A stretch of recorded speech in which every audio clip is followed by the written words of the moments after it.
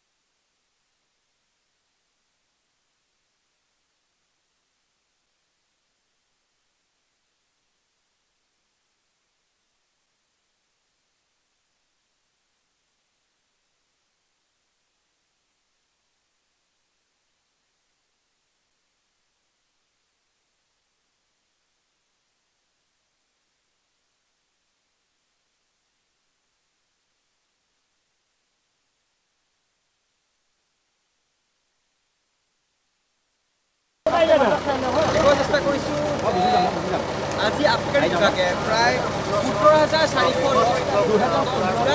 ব্যৱহাৰ কৰি অভিযান চলাই আবকাৰী বিভাগে অভিযান চলাই সময় 9 তাৰিখৰ পৰা বন্ধ কৰা হৈছিল আৰু অভিযানসমূহ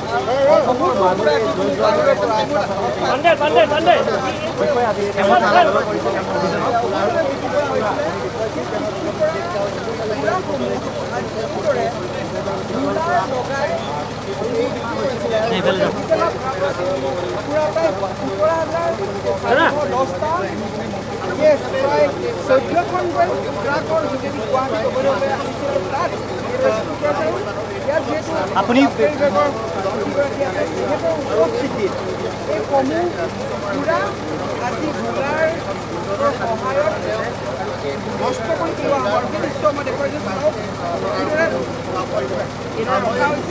মোবাইল মোবাইল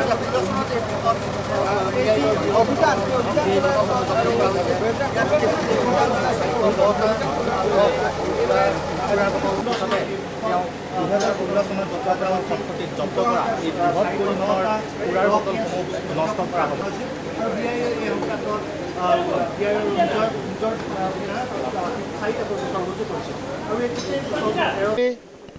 আজি নহয় আমাৰ প্ৰায় একমাহ হৈছে আমাৰ এই কাৰ্যক্ৰমণিকা চলি আছে।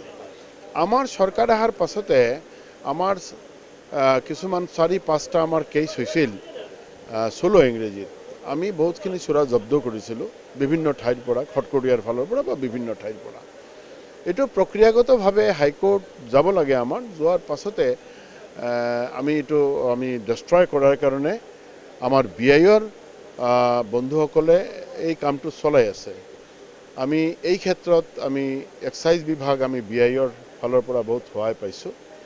টোটেল এইটোৰ আমাৰ যিটো অৰিজিনেল যিটো প্ৰাইচ আৰু লগতে টেক্স লগতে ভেট ইত্যাদি লৈ ফাইন লৈ আমাৰ ইয়াতে চোৰাৰ মূল মূল্য 168 কোটি 54 লক্ষ টাকাৰ চোৰা হয়।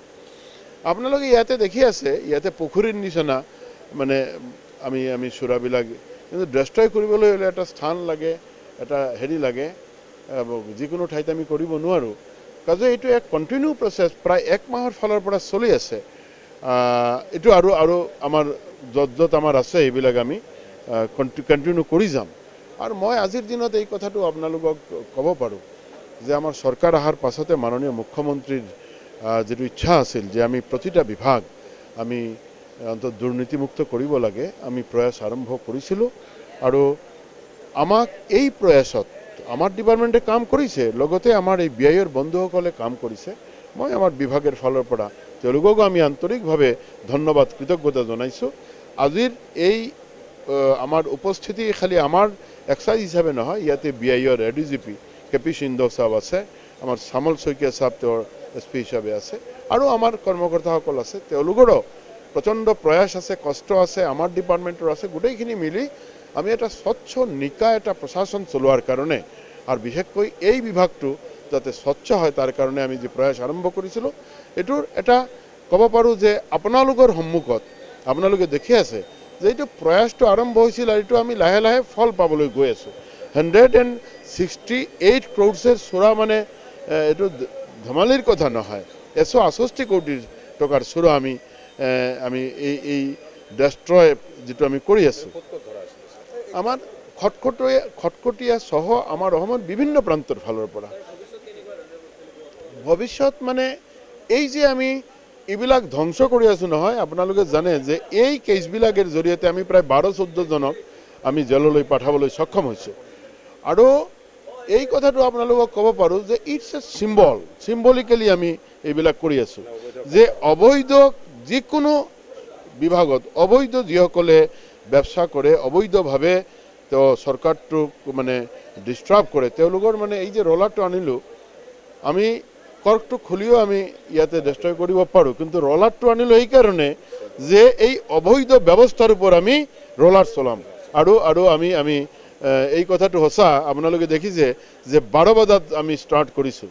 এইটো 12 বজা মানে তেওঁলোকৰ 12 বজাইছোঁ আমি, আৰু বজাই থাকিম। যিকোনো অবৈধ ব্যৱস্থা হওক, অবৈধ কৰ্ম হওক, তেওঁৰ বিৰুদ্ধে আমাৰ সৰ্বানন্দ সোণোৱাল চৰকাৰ মানে এটা ষ্ট্ৰীম ৰুলাৰ চলাব।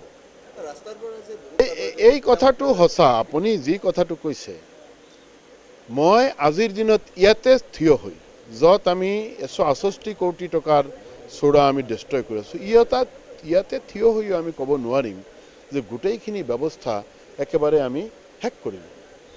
এতিয়া কথা হৈছে ধৰক আমি একেবাৰে খোলাখুলিভাৱে আপোনালোকক কৈছোঁ, এনেকুৱা এটা ৱৰ্ক কালচাৰ আহিছিল আমাৰ চৰকাৰ অহাৰ আগতে, য'ত মানে এটা নিষ্ঠা সততা এইবিলাকৰ দামী নাছিল। এতিয়া কথাটো হৈছে আমি এই স্থিতিটো পাবলগীয়া হ'লে আমাৰ টাইম লাগে। মইতো এতিয়াও ক'ব নোৱাৰোঁ যে আমাৰ 1ৰ পৰা 100লৈকে আমি শুদ্ধ কৰি দিছোঁ, কিন্তু আমি লাহে লাহে আগুৱাইছোঁ। আপুনি কৈছে ৰাস্তাৰ পৰা নোহোৱা হৈছে, হয়, গাড়ী নোহোৱা হয়তো বা হৈছে, বিভিন্ন কালিও হয়তো হৈছে, খালি ৰাস্তাৰ পৰা নহয়। ইয়াতে যে 168 কোটি টকাৰ চোৰা আমি জব্দ কৰিলোঁ, BIৰ লগত থকাৰ কাৰণে হয়তো বা এটা বটলো আমাৰ ইয়াতে সম্ভৱতঃ 6 লাখ বটল আছে। এতিয়া যিসকলে ধৰক মই জাষ্ট এটা এক্সাম্পল আমি কৈছোঁ, যিসকলে এইবিলাক ডেষ্ট্ৰয় কৰি আছে, ইমান 6 লাখ বোতল ডেষ্ট্ৰয় কৰি আছে, এটা বোতল খুলি যদি কয় যে আমি টেষ্ট কৰি চাওঁ, সেইটোতো আমি ইমানখিনিলৈকে যাব নোৱাৰোঁ নহয়। এতিয়া বহুত ঠাইত এনেকুৱা বহুতখিনি কথা হৈ যায় য'ত মানে আমি যাবলৈ আমাৰ হয়তো সুবিধা নাই, কিন্তু আজি যি প্ৰক্ৰিয়াৰ মাধ্যমে আমি গৈ আছোঁ, মই ভাবোঁ যে মানুহেৰ এটা মৰেলি ডেভেলপড হৈছে, মানুহবিলাক আমাৰ বিভাগত হৈছে, ৰাইজৰ ফালৰ পৰা আমি সহযোগিতা পাই আছোঁ, আপোনালোকৰ ফালৰ পৰা আমাৰ সংবাদ মাধ্যমৰ ফালৰ পৰা সহযোগিতা পাই আছোঁ, আপোনালোকে বহুত ফিডবেক দি থাকে আমাক। কাজেই লাহে লাহে আমি এই চৰকাৰৰ কাৰ্যকালতে মই ভাবোঁ যে এই দুৰ্নীতিৰ বিৰুদ্ধে আমাৰ সংগ্ৰামটো আমি আগুৱাই লৈ যাব পাৰিম।